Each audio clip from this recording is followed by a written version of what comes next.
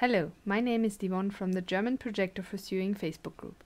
In my videos I explain to you the programs Inkscape and Affinity Designer. I would be happy about a thumbs up. Feel free to subscribe to my channel to not miss any new videos. You are a designer and need support or help to convert your files, feel free to send me a message via the website below. In this video I'll show you how to split cuts in Affinity Designer version 2 for lengthening or shortening, or how to draw color blocking lines or orientation lines for stripped or plaid fabrics. If you have any questions or suggestions, feel free to write me in the comments. Since I'm not a designer, I can't tell you exactly where to lengthen or shorten the pattern, but sometimes there is a note in the instruction or even a marking line. This is always edited for one size only, so it is best to hide or delete all other sizes and save the pattern under a new name. In my pattern I have now drawn a line where I can lengthen or shorten the top. First we lengthen the cut. For this we set a new knot point with the knot tool on the left and the right of the line with a double click. Then we duplicate the cut with Ctrl and G. So that you can see it better, I changed the color here.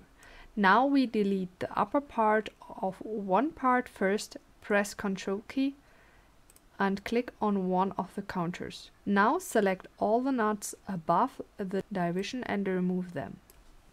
Next you select the second cut part and remove a line below the division and then delete the knots.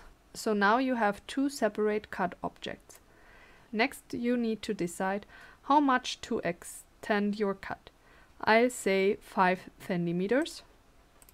Then I create a rectangle and enter 5 centimeters as height. Now I place the rectangle at the lower edge of the upper cut piece and position the lower cut piece accordingly at the lower edge of the rectangle. Next select the two knots on the left and say join curves, then select the knots on the right and join knots. If necessary, you can now pull the lines into a shape a bit. If you want to shorten your cut, do the first steps in the same way as for lengthening.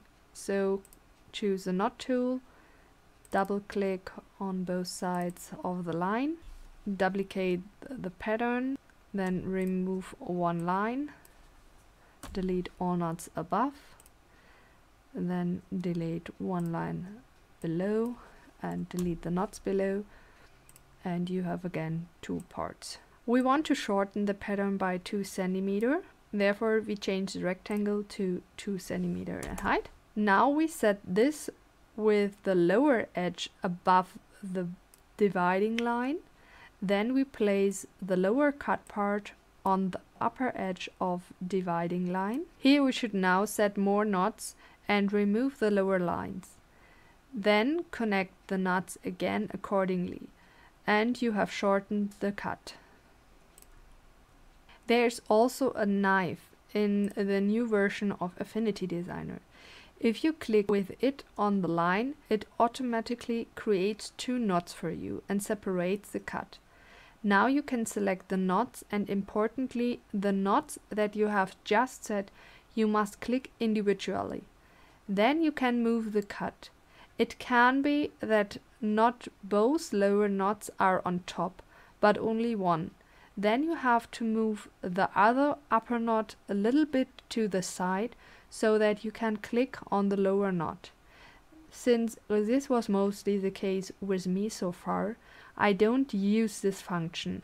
For color blocking, you can now either simply draw in lines as you like, click on the pen tool and draw wherever you want to draw the line. I also add the seam allowance so that I don't forget it. An explanation of this can be found in the video regarding seam allowance. If you want the front and back to be the same, duplicate the lines and group them. Then place your back part on the front part, mark the group and move the whole thing back again. It depends on your color blocking, but maybe you have to mirror the back that it fits to the front. So you have the same color blocking on the front and back parts. If you want to do color blocking with leftover pieces, then I can recommend you my cutting video of the jumpsuit. Here I show you how to scan pieces of fabric in advance and then prepare the color blocking on the pattern accordingly. That video is only in German for now. Maybe I will do another video. If you have a plaid or strip fabrics, you want to align them precisely, you can easily create lines for this as well. To do this, draw a rectangle again, then enter the size of the distance as a line. Now position the rectangle, duplicate it and reposition it again, and do it as often as you need it. Now you have a pattern for strip fabrics, and if you have a plaid fabrics, just do it.